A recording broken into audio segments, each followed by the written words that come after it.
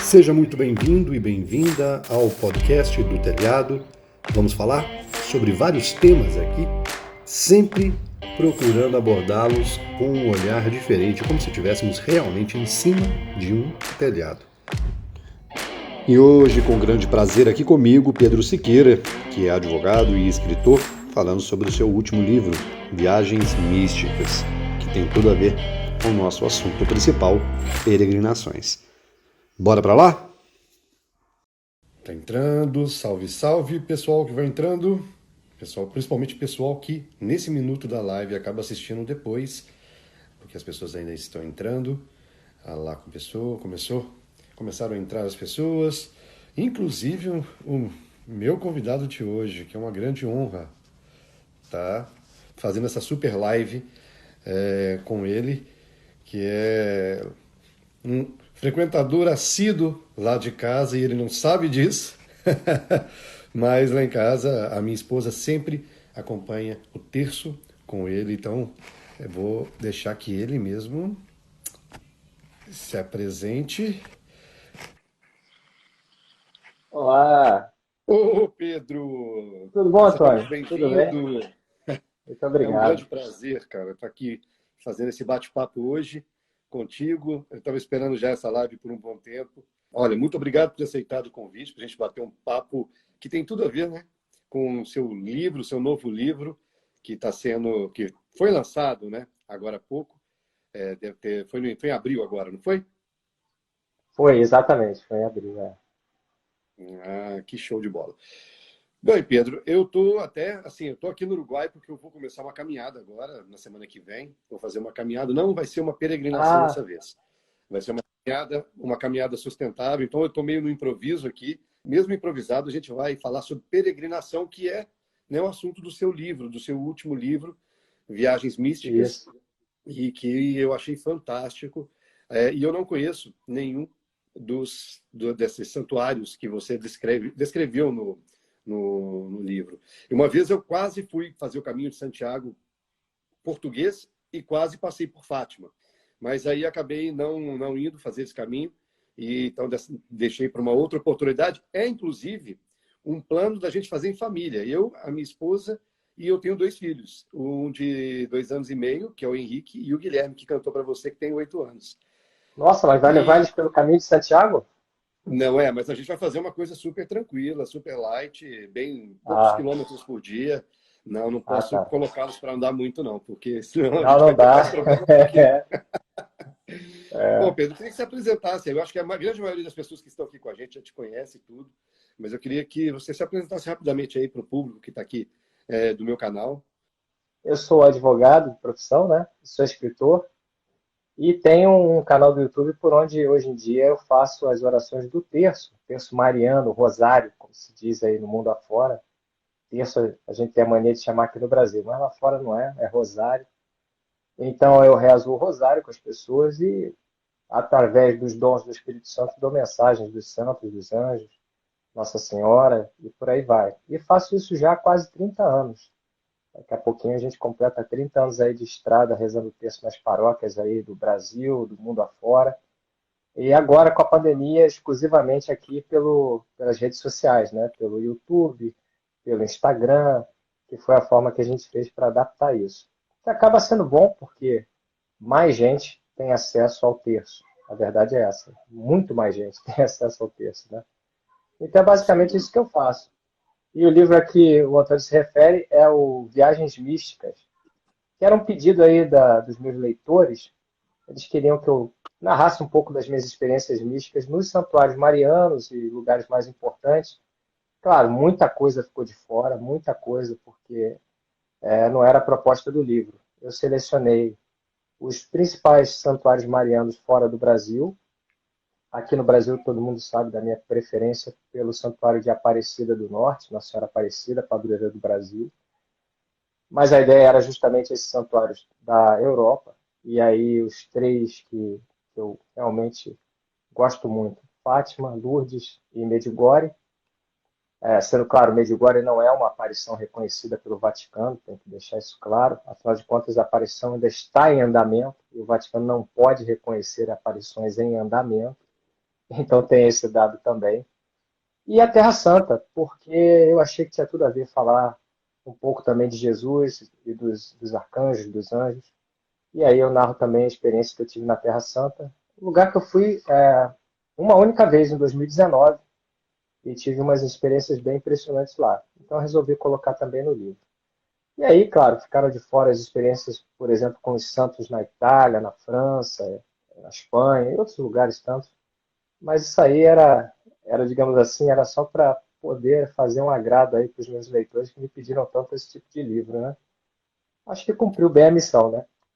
Cumpriu, o livro é excelente. Eu acho até que vai ter volume 2, viu? Por tantas Porque, solicitações, pedidos e histórias para contar. Você falou do pois Santuário de é. Aparecida. Eu recentemente fiz uma peregrinação da porta da minha casa até a porta de Nossa Senhora Aparecida. Foram 310 quilômetros caminhando. E foi muito Opa, mágico para mim. Muito mágico, porque eu saí da porta da minha casa. Eu chamo esse projeto de Entre Casas, entre a minha casa e a casa de Nossa Senhora.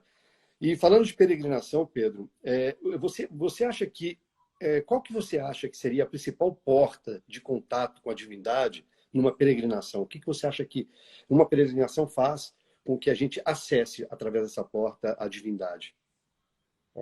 uma coisa que a peregrinação tem de muito, muito importante é que você, na hora que se coloca nesse caminho do peregrino, você vai dedicar o seu tempo integralmente a Deus.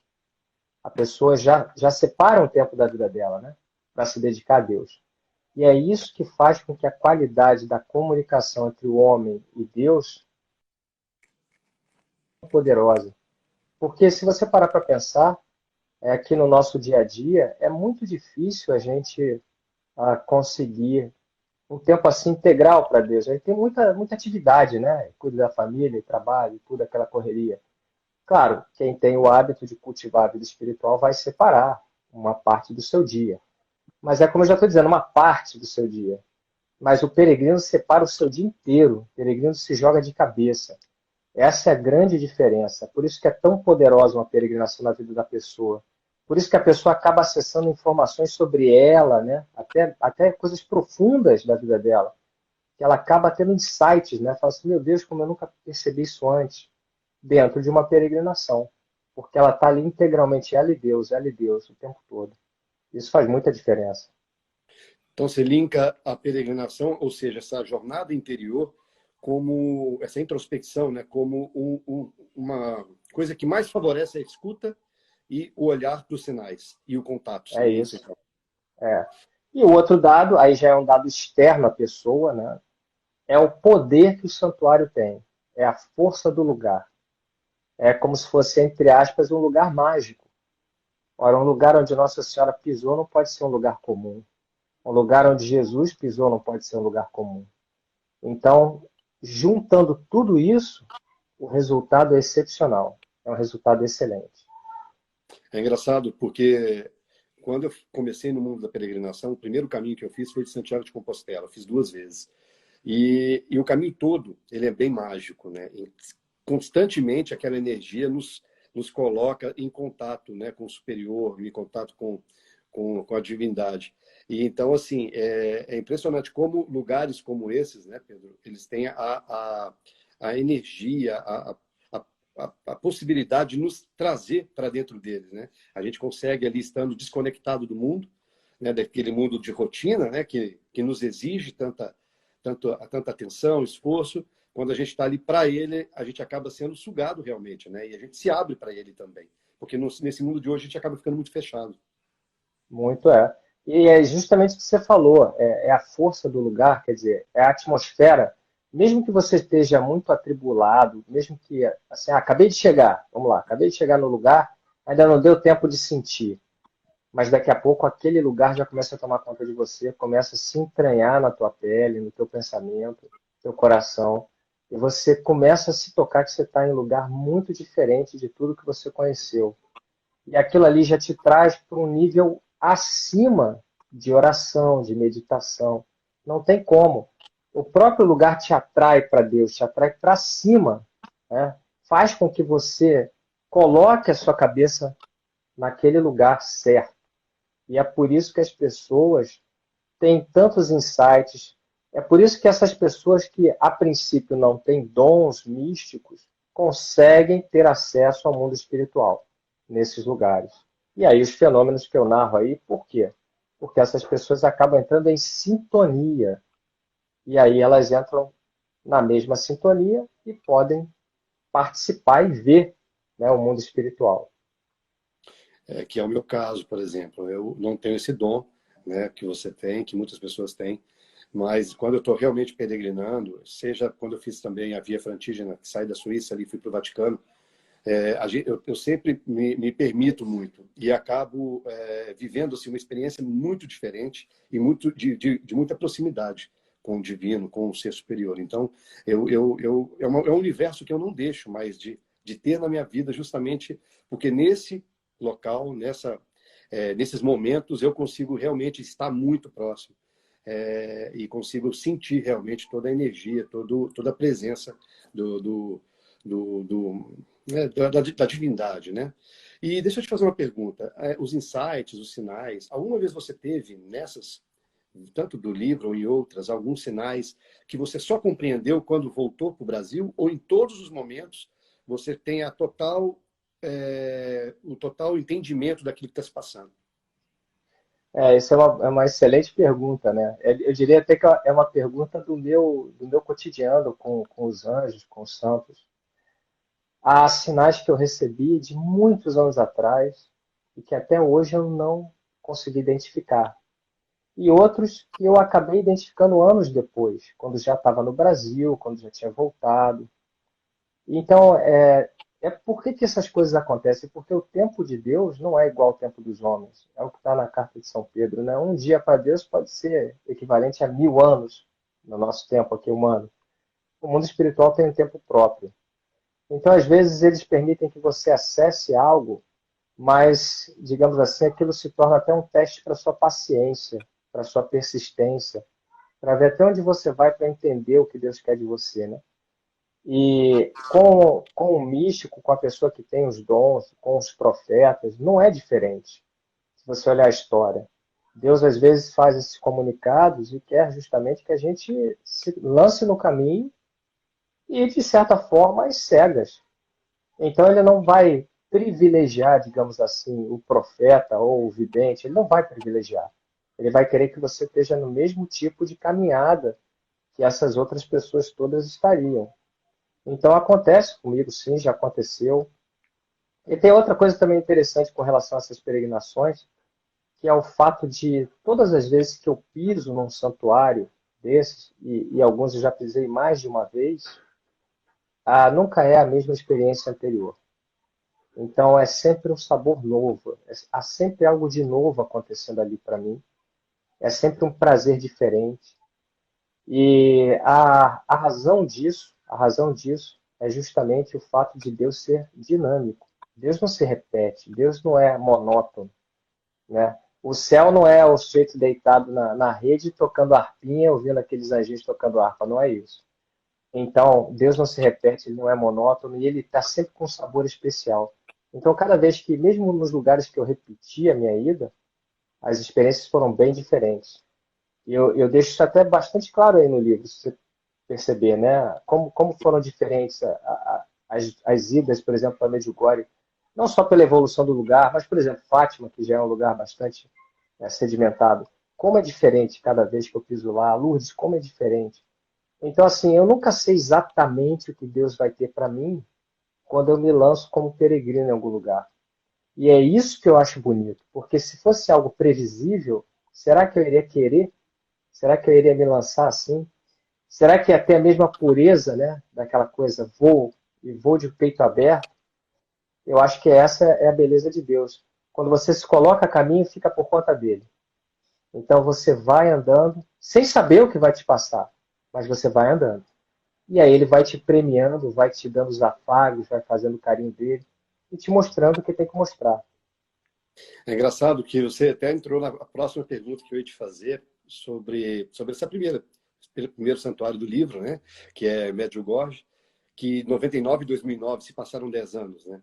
Eu ia 10 te fazer anos. a seguinte pergunta, né? Se as passagens, tantas passagens diferentes, se deu pelo volume de pessoas da primeira para a segunda e o Pedro Siqueira novo, né? Um novo Pedro Siqueira de 99, o novo Pedro Siqueira de 2009, houve uma evolução muito grande em você como ser humano. Então, você acabou me respondendo que toda essa construção, né?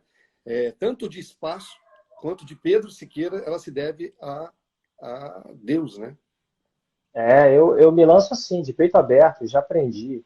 Ele não vai me repetir experiências, ele não vai me fazer sentir o que eu senti antes, ele vai me trazer coisas novas sempre, que podem ser muito melhores do que as que foram, né? Claro que eu tenho aqueles momentos especiais guardados no meu coração, na minha memória, aquelas coisas tão especiais que ele fez, mas eu sempre tenho essa expectativa de que Deus pode fazer coisas mais especiais ainda, muito mais, e que eu não posso atrapalhar o caminho de Deus. E também tem isso, algumas pessoas que criticam as peregrinações, falam, não fui bem, não gostei e tal. Geralmente essas pessoas não permitem que Deus age. E Deus, você sabe, ele respeita o nosso livre-arbítrio. Ele quer que você esteja com ele, mas se você se fecha para a experiência, é com você. Ele respeita aquilo. Então eu noto que de um grupo grande, por exemplo, às vezes, pessoas da mesma família, umas pessoas têm uma experiência maravilhosa e a outra acha que aquilo ali não serviu para nada. Mas como é que pode, se elas são da mesma família, se elas estavam no mesmo lugar, se elas passaram pelos mesmos lugares? Então, esses são mistérios de Deus. Ele respeita se você quer ou não quer. Ele respeita se você confia nele ou não confia nele. Então, o peregrino tem que ter uma atitude de abertura e de caminhar, né? O peregrino não vai, claro, você tem o seu esquema, vou passar pelas cidades tais e tais, não é isso? Claro, você tem o mapa, você tem tudo isso. Mas você não tem como dizer a Deus que experiência vai ser em cada lugar.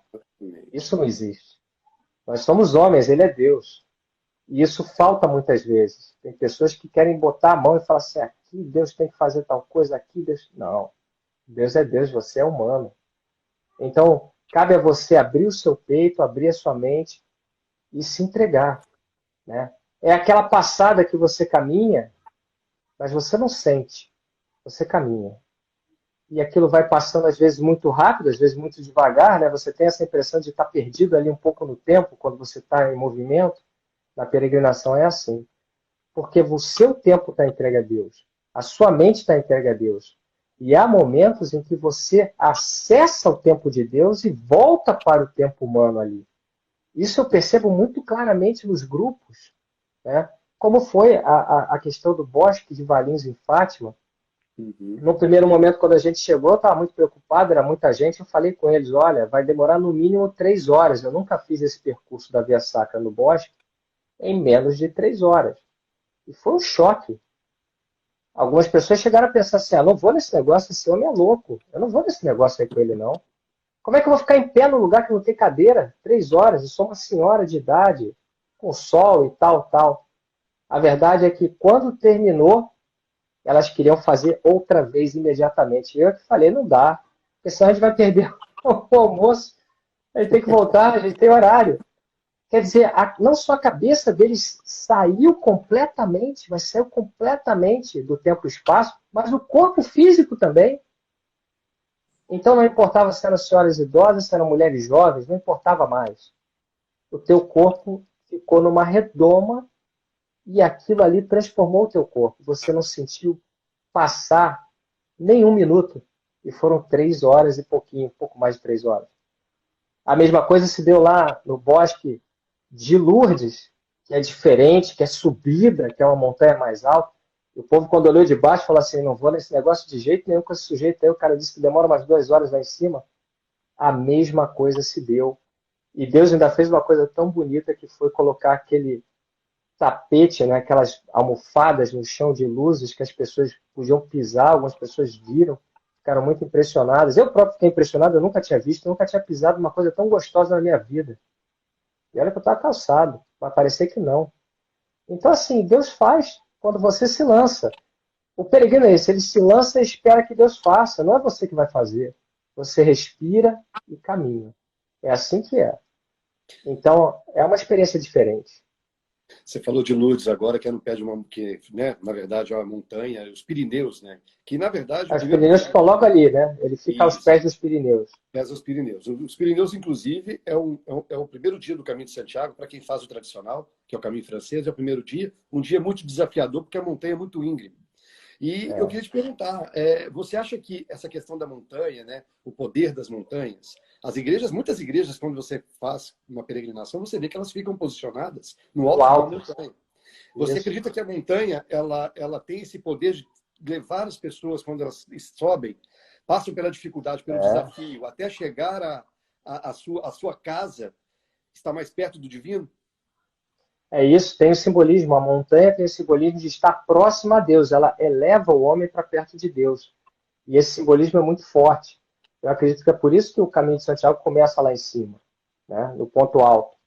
Né? Por quê? Porque você está perto de Deus e aquele caminho vai te levar para mais perto de Deus ainda. Essa é a ideia. Eu vejo que você tem esse dom, né, de enxergar o seu anjo e tal. Eu vejo que os santuários são blindados, mas eu queria te fazer uma pergunta, mesmo com todo esse dom que você tem, mesmo com os santuários, é, né, tendo uma energia do bem muito forte, se em algum momento você já teve a presença de algo, ou sentiu uma energia de algo ruim nesses lugares. E se você já teve, né, assim, que chegaram até te perturbar, vamos dizer assim, se tem alguma oração diferente ou se isso não acontece, como que, se acontece, como que você reage numa situação dessa? É aquela coisa. As pessoas têm uma ideia de que a pessoa que tem a vidência do mundo espiritual, ela só vê coisas bonitas, só vê anjo, Nossa Senhora, e não é assim. O dia a dia da coisa é bem diferente. São já quase 50 anos, daqui a pouco faço 50 anos, você lutando com essas forças todas.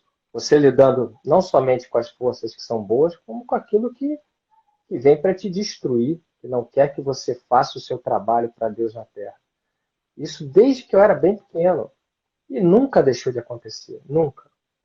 Então tem uma passagem muito interessante que eu nem coloquei no livro, porque eu estava conversando com o meu diretor espiritual, ele falou, não, deixa para depois, ainda não e tal.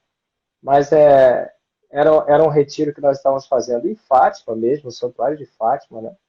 Eu, ele, meu amigo Otto e meu primo Alexandre, que está aí às vésperas de ser ordenado padre. E aí estavam nós quatro, e logo de cara tinha uma criatura, um demônio, que apareceu certa vez para mim, e esse demônio tinha uma coisa muito diferente, porque ele tinha muita força. Não era aquele que eu narrei no meu primeiro livro, não era ele. Ele se dizia secretário de um determinado demônio, digamos assim. Hierarquicamente ele quis se posicionar. Na primeira vez que ele apareceu, e disse mais ou menos que ele era um secretário, para dizer que ele era alguma coisa de importante na hierarquia desses demônios. E ele deu o nome dele. Ele me deu o nome. E a primeira vez que ele quis mostrar força, eu me lembro que ele me apareceu de manhã, era uma segunda-feira, ou terça, acho que era uma segunda-feira. Ele apareceu de manhã para mim, na minha casa, no meu apartamento, e falou assim: Olha, hoje à noite, o seu diretor espiritual vai receber uma pessoa que está possuída pelo demônio e ele vai fazer um exorcismo para essa pessoa. Pois essa pessoa vai dar o meu nome para ele. Aí, rapaz, sabe aquela coisa que você olha e fala, muito abusado, né? Aí eu olhei para ele e ri e falei assim: você tá brincando comigo. Não vou nem me dar o trabalho de falar com ele isso. Não vou nem me dar o trabalho.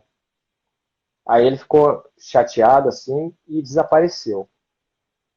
Rapaz, eu esqueci completamente que eu fui trabalhar e tal. Fiquei um pouco, assim, te dá uma sensação ruim, né? Fala assim, pô, que abuso. Ele veio até aqui para falar um negócio desse para mim, mas que abusado, né? Que despeito e tal. Mas aí fui trabalhar e esqueci. Quando eu voltei, assim, por volta lá de umas 8 horas, me liga o Frei. O Frei estava em Belém do Pará, ele me ligou. E esse mesmo demônio já tinha se apresentado para nós antes. Então o Frei já conhecia. Aí ele falou assim para mim: Você não faz ideia do que me aconteceu hoje aqui. Aí na hora que ele falou isso, eu me lembrei, falei, caramba, será? Não, eu falei, não é possível. Aí eu falei, o que que houve? Ele falou assim, eu estava fazendo um exorcismo. Aí ele descreveu lá umas cenas bem fortes e ruins. E ele disse que na hora que acalmou tudo, a mulher, com voz de homem, virou e falou assim, tá lembrado de mim? Eu sou fulano de tal.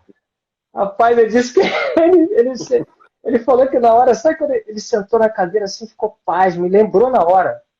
Ele falou, pois é, aquele demônio que me apareceu lá em Fátima. E ele ficou pasmo. E aí, sabe o que ele falou? Pois eu só vim aqui para dizer que era eu, para você tomar cuidado e tô indo embora. E saiu. E a mulher ficou boa.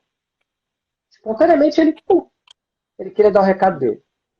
Aí ele me liga, eu falei assim, não acredito, ele apareceu aqui de manhã para mim, falou tal e tal, tal. Ele falou, mas como é que pode? Eu falei, não sei, você que é padre tem que me dizer como é que pode um abusado desse.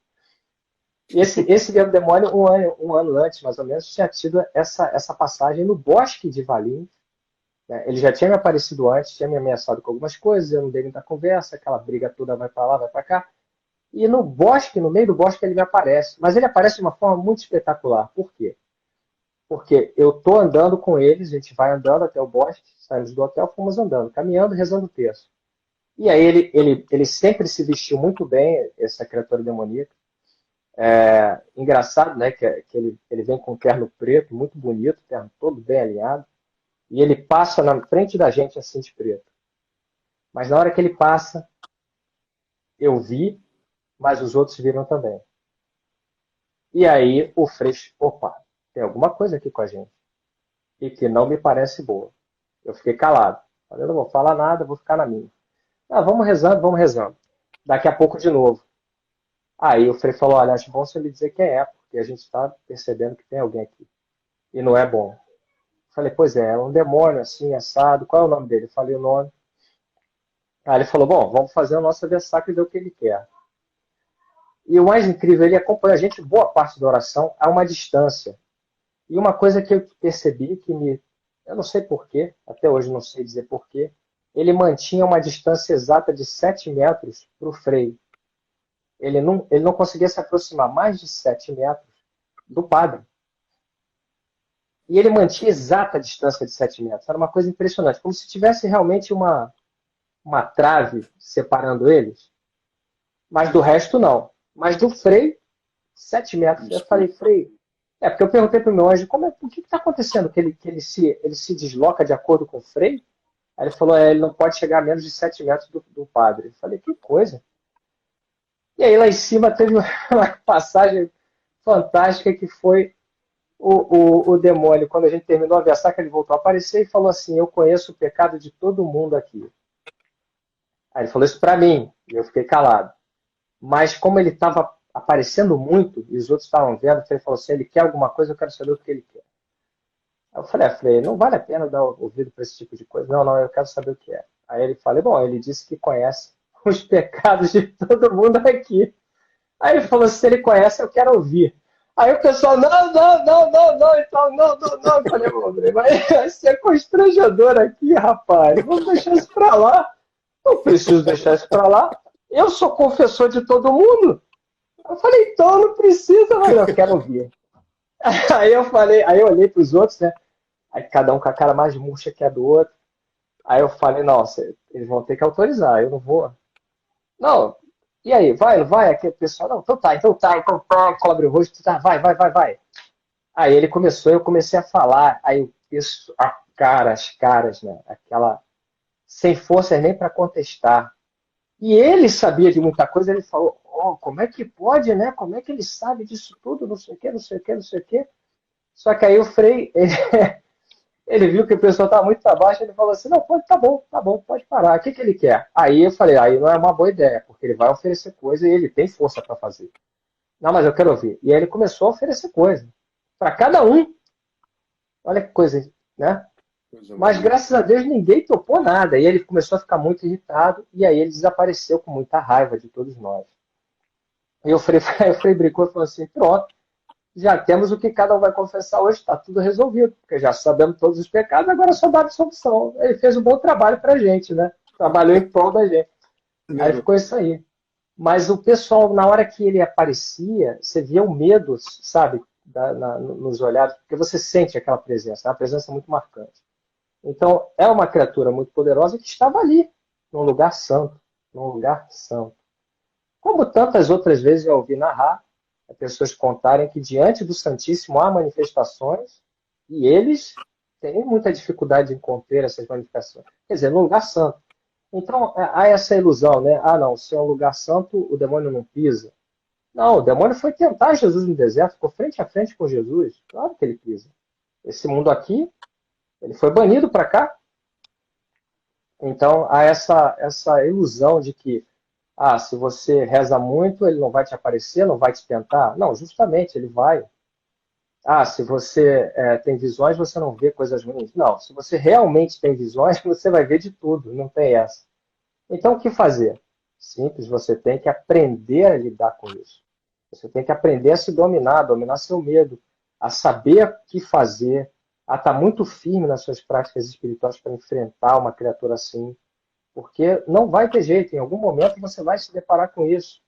Né? Eu, no meu caso, me deparo desde que era pequenininho até hoje, nunca parou. Mas é uma coisa que hoje em dia eu posso dizer, faz parte do cotidiano, a gente vai levando, não tem problema. O problema é, se te pega de guarda baixa, aí você tem problemas sérios. Tem que estar sempre, né, preparado. O de guarda baixa seria aceitar o que ele oferece? Aceitar o que ele oferece já seria bastante além, né? Seria uma coisa muito incauta, seria uma coisa, você sabe que nada do que ele oferece é gratuito. Deus é Uhum. gratuito. A coisa que vem do demônio não é. Ele vai querer algo seu em troca e vai ser sofrido. Então, isso daí é uma questão de formação. Você está com a guarda alta é você estar ali participando dos seus sacramentos em oração permanente, lendo coisas espiritualizadas, estando com a sua confissão em dia, por aí vai. Vários tipos de coisas que a própria fé indica você fazer, para que você não seja surpreendido. Porque há pessoas realmente que, quando estão num estado de fraqueza, estão um pouco desesperadas, se uma criatura dessa aparece e oferece, elas vão topar na hora. E aí vai ser uma desgraça, não só para elas, muitas vezes para a família toda que vai sofrer. Eu vou travar os comentários de novo, Pedro, para não ficar atrapalhando as pessoas te verem aqui. Para E não mim tem como começou a ler, travar. é muita gente comentando. Eu não sei muito querido, então a gente não consegue ler e ninguém Não dá consegue para te ler, ver. é muito rápido para mim. Muito rápido, muito rápido. Então vocês me É. desculpem, viu, gente? Mas é por uma boa causa. Mas a gente parou onde? A gente... Então, na questão Uma que. coisa ruim. Pois é, e as pessoas acham que eles. Começar a conversa, tem gente que acha que é alegoria, que o demônio é uma alegoria, que é uma fantasia. Isso é um erro crasso. Claro que não é. É algo muito sério. Eu acho mais engraçado ainda aqueles que acreditam em anjos, mas não acreditam em demônios. Não faz o menor sentido, já que os demônios são anjos caídos. Eles têm a mesma origem, né? Então são criaturas tão poderosas quanto os anjos. Isso por aí você vê. Então é uma questão realmente de não ser incauto, de não aceitar essas. O demônio às vezes nem aparece, ou a pessoa não tem a capacidade de vê-lo, mas são insinuações que ele faz, são ideias ruins que ele tenta passar para você. E algumas pessoas acolhem isso como se fosse a coisa mais normal do mundo, né? E se você acolhe uma coisa assim, claro, aquilo tem um preço lá na frente. Então é preciso que as pessoas tenham muito clara as questões da fé, né, da sua própria fé, saiba o que é certo, né, saiba seguir pelo caminho certo, e não sejam incautas, não achem que é uma fantasia, porque não é. Você fala no Santuário de Fátima, né, sobre a questão do... Você até cita o arcanjo, Uriel, se não me engano, e você fala das amarras dos peregrinos, né?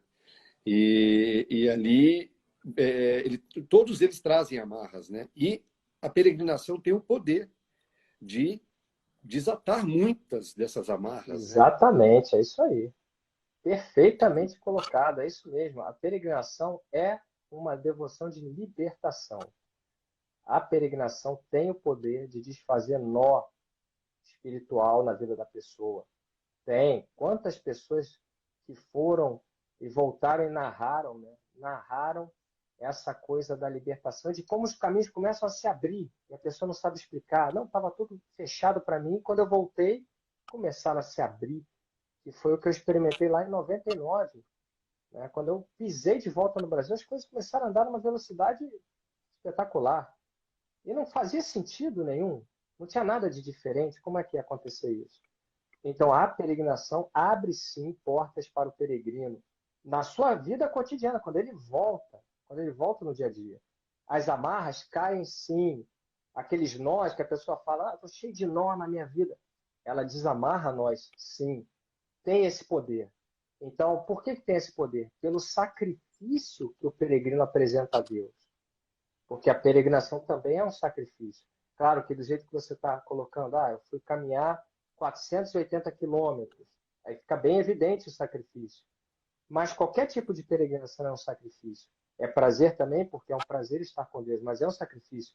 Você está longe da sua família muitas vezes, a alimentação não é ideal, de repente você não pode dormir tanto quanto você queria, você está largando os seus afazeres, você fica grilado muitas vezes, eu fico muito grilado, né? Falando, tem que fazer tanta coisa, eu estou aqui, às vezes vem aqueles pensamentos que te atrapalham. Tem toda uma série de sacrifícios que você faz para estar ali. Dinheiro que custa caro. Então, tudo isso Sim. Deus leva em conta. Deus fala, olha só como essa pessoa quer. Essa pessoa quer. Porque ele não faz isso aí para, vou ver qual é. Não, ele faz isso aí porque ele de fato tem fé. Mesmo aqueles que vão dizendo assim, mas eu não creio muito não, aquela conversa toda que a gente ouve às vezes. Não, a pessoa tem uma ponta de esperança ali dentro do coração dela, de que aquilo é real e de que ela vai ter algo dali que vai trazê-la para um patamar superior. Essa é a verdade. E traz sim, a peregrinação tem essa finalidade sim. Então, apesar da via sacra, né? Porque em Portugal, em Fátima, você dá esse exemplo no seu livro, na via sacra de Valinhos, né? Isso, isso. E então não é só na via sacra. A peregrinação em outros locais, em outros santuários, Sim.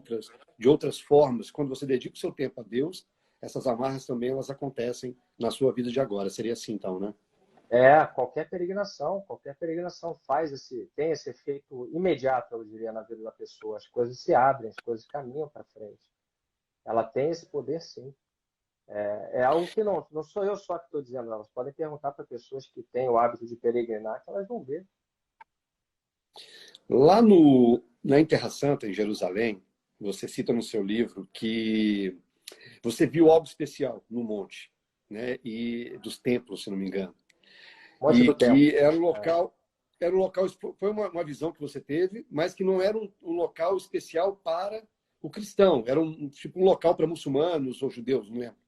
Para os dois, é. Para os dois, e não para católico, né? Isso. Então, eu até, isso me chamou atenção, porque eu pretendo fazer o caminho de Abraão, lá no Oriente Médio. E isso me chamou atenção, porque o caminho de Abraão ali, o Abraão é reconhecido por muçulmanos, judeus, cristãos, né? E é por isso que eu, em algumas pesquisas, vi que é o caminho da fé, é o caminho da fé, não, é o caminho da paz, né? Entre os povos, entre as religiões. O que falta na sua visão para as religiões, para que isso seja mais constante, a ponto de unificar do que segregar, do que radicalizar, né? E ter esse embate religioso, né? Que a Isso é gente uma vive. pena, né? É É uma uma pena. pena. Hoje em dia está Porque, muito mais para uma competição do que para uma união. Infelizmente, as religiões competem como se elas estivessem disputando fiéis, né? Uma coisa muito triste, como se fosse até uma luta de vale tudo, né? A minha religião é melhor que a sua, vou provar aqui. Isso é lamentável, né? Isso deve ser uma coisa que machuca demais o coração de Deus, porque ele não foi ele que disse que os homens deveriam se dividir dessa forma. Muito pelo contrário, para ele é o pai de todo mundo, né? Imagina você, como pai, dentro da sua casa, os seus filhos brigando entre si. Não pode ser algo que você fique feliz. Pense bem. Se você tem vários filhos e eles não se entendem, como será que o pai fica numa situação dessa? Então é uma tristeza isso, né? Era para ser uma coisa, claro, a gente tem diferenças culturais e tudo, e por isso até religiões diferentes, mas era para haver respeito, no mínimo, respeito e amor, né? E não tem nem uma coisa nem outra. E na hora que eu vi Isso, Eu não tenho muito isso. Se eu realmente, se eu passo por algum lugar e percebo que ali é um lugar de poder, eu vou dizer que é. Não me interessa se é da minha religião ou não é da minha religião. Não tem esse negócio. Não me interessa nem mesmo se é um lugar que não tem nenhuma igreja nem nada. Eu vou olhar ali, vou querer ir lá, vou querer. E foi o que aconteceu. Eu não sabia que existia aquilo ali. Nós estamos no alto, né? Lá daquela seção toda que tem um Monte das Oliveiras. Quando eu bato o olho na cidade antiga, eu vejo aquela luz fantástica, aquela coisa maravilhosa, quase que me chamando ali. E eu Uhum. comentei com a menina que é uma menina que é israelita, que era a nossa guia, que é de lá. Na hora ela olhou e falou: Peraí, o que você está falando? Eu apontei para ela: Eu quero ir naquele lugar ali. Ela falou: Olha, ali vai ser difícil você ir. Ali não tem nada católico. Eu falei: O que é aquilo? Ela falou: Um monte do tempo ali, não sei o que. Me deu uma explicação. Eu falei assim: Mas eu quero ir lá. Aí falou: Aí você tem que falar com o dirigente da peregrinação para ver se ele permite que você vá, se tem tempo para ir. Aí, claro que não, não, não, ali não tem nada católico, não, a peregrinação é católica, você não vai, isso e tal, tal. Mas eu expliquei e falei, olha, aquela luz é belíssima, é um lugar que eu gostaria de experimentar aquela luz, fazer uma oração ali. Não, não, não. Quer dizer, é uma coisa que acontece, né? Vai fazer o quê? Acontece. É. Você falou de uma outra coisa fantástica, que é de São Bento, né? E os sinais que você recebeu, né, de São Bento, ali naquele episódio, né? Você recebe sinais de santos, anjos, mas também recebe sinais de pessoas que já se foram ou não? Então, para as pessoas que já se foram, depende de Deus, ele que tem que permitir. Se a pessoa está na glória, se ela é uma pessoa, santidade, está no céu, digamos assim, fica muito mais fácil, porque ela tem o livre trânsito como os santos têm. Mas se não é uma pessoa que está na glória, o que pode acontecer é o que acontecia muito, muito com o Padre Pio, que Uhum. é como mais ou menos eu me vejo. O que acontecia muito com o Padre Pio? Os irmãos de ordem dele narram que volta e meia havia almas, né, pessoas já espíritos, pessoas que já tinham falecido, especialmente sacerdotes e outros, que ficavam esperando o Padre Pio no salão ali, no convento. Mas para que esses espíritos esperavam o Padre Pio e se materializavam diante dos olhos de pessoas que não tinham dons? Porque eles vinham pedir oração, porque eles estavam no purgatório. Isso acontece bastante, sim. Pessoas que pedem oração, não só para mim, às vezes para outras pessoas.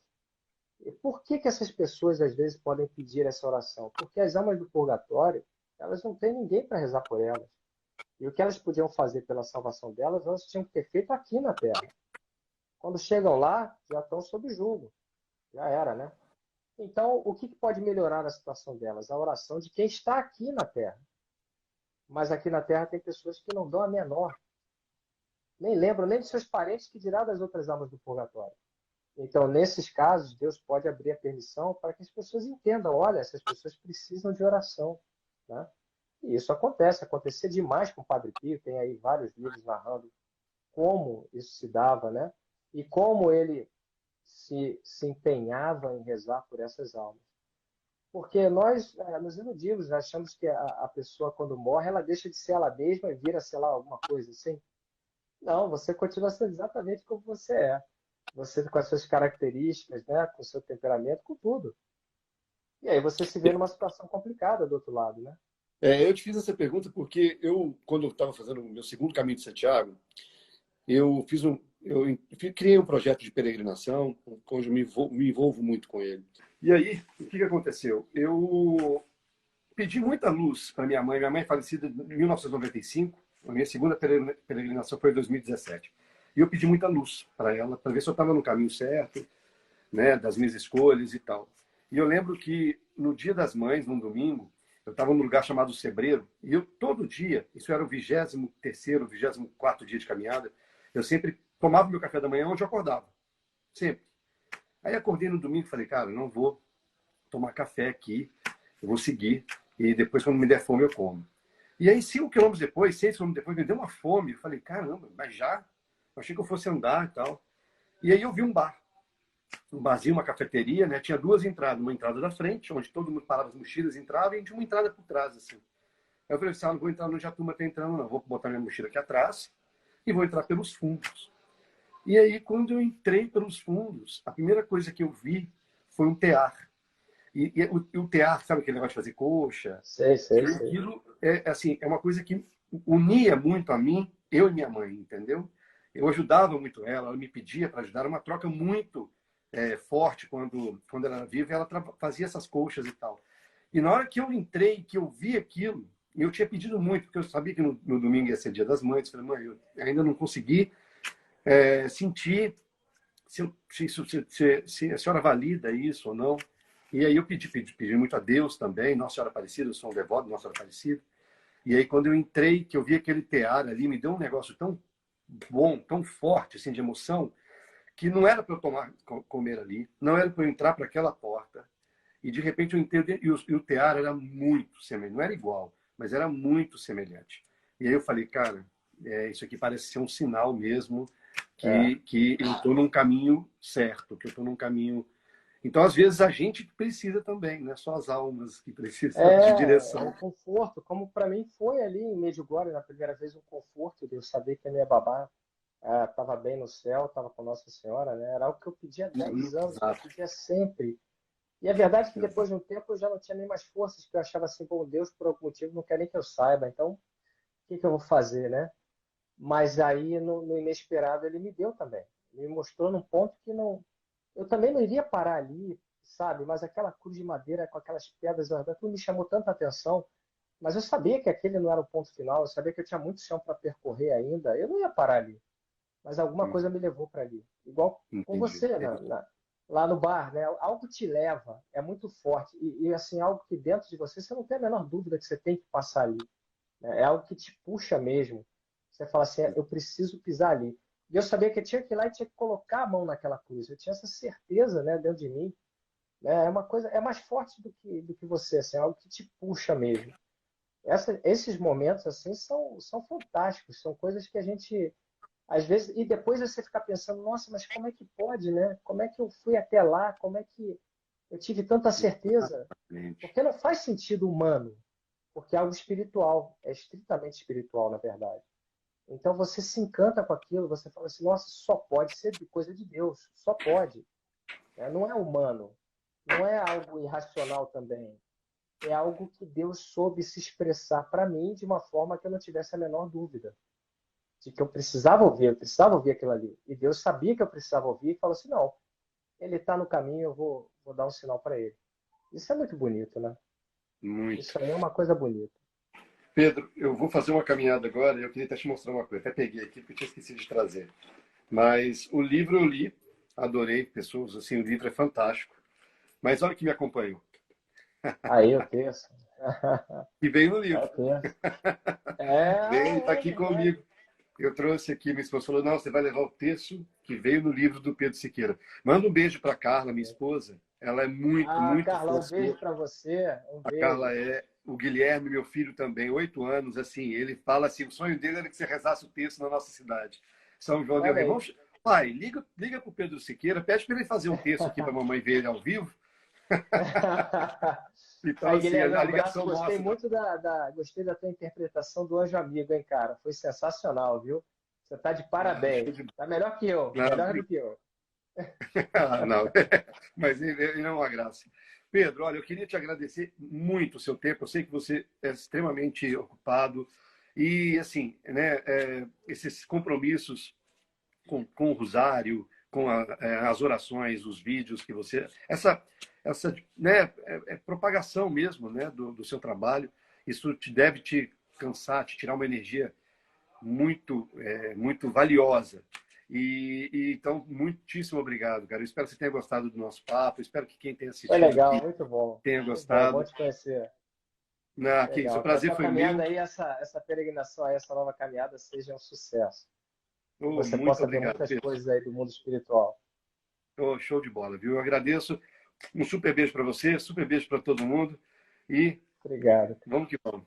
Um grande abraço, Vamos Pedro. lá. Um abraço para todo mundo aí. Boa noite. Obrigado. Boa noite, eu que agradeço.